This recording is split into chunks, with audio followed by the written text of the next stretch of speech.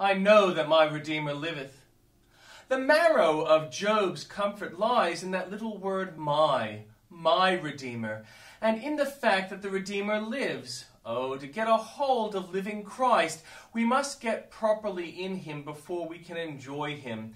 What is gold in the mine to me? Men are beggars in Peru and beg their bread in California.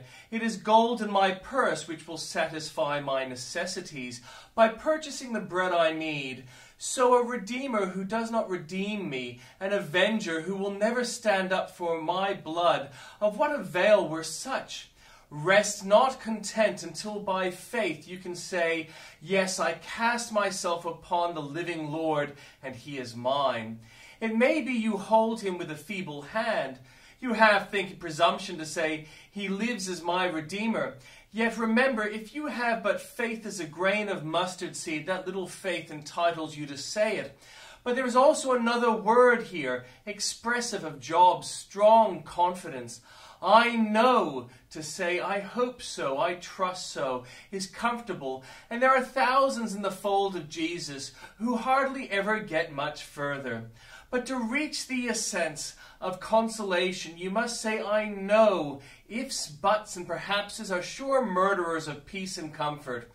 Doubt are dreary things in times of sorrow. Like wasps they sting the soul. If I have any suspicion that Christ is not mine, then there is vinegar mingled with the gall of death.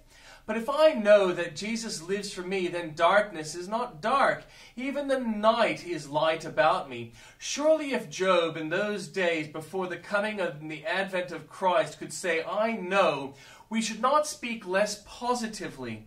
God forbid that our positiveness should be presumption. Let us see that our evidence are right, lest we build upon an ungrounded hope, and then let us not be satisfied with mere foundation, for it is from the upper rooms that we get the widest prospect. A living Redeemer, truly mine, is joy unspeakable. Who is even at the right hand of God? He who was once despised and rejected of men now occupies the honorable position of a beloved and honored son. The right hand of God is the place of majesty and favor. Our Lord Jesus is his people's representative. When he died for them, they had rest. He rose again for them. They had liberty. When he sat down at his Father's right hand, they had favor and honor and dignity. The raising and elevation of Christ is the elevation, the acceptance and enshrinement, the glorifying of all his people, for he is their head and representative. This, sitting at the right hand of God, then, is to be viewed as the acceptance of the person of the surety, the reception of the representatives, and therefore the acceptance of our souls.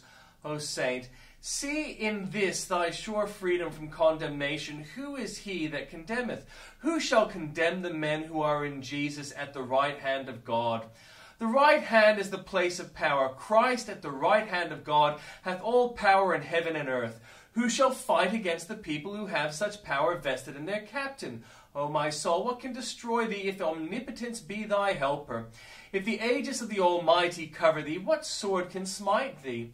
Rest thou secure, if Jesus is thine all-prevailing King, and hath trodden thine enemies beneath his feet, if sin, death, and hell are all vanquished by him, and thou art represented in him, by no possibility canst thou be destroyed.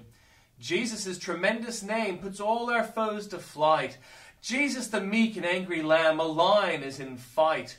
By all men's host withstood, we all hell's host overthrow, and conquering them through Jesus' blood, we still to conquer go.